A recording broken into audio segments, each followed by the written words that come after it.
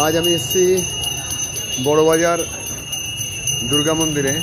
এখন ঠাকুরের আরাধনা চলছে, গণেশজিকে দিয়ে শুরু হচ্ছে।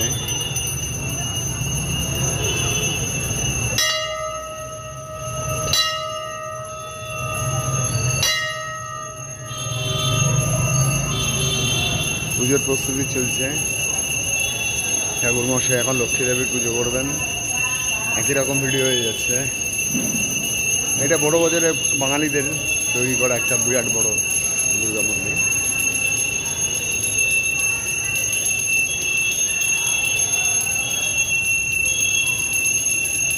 আরতি চলছে, পুরোহিত মশাই পুজো করছেন, ভট্টাচার্য মশাই।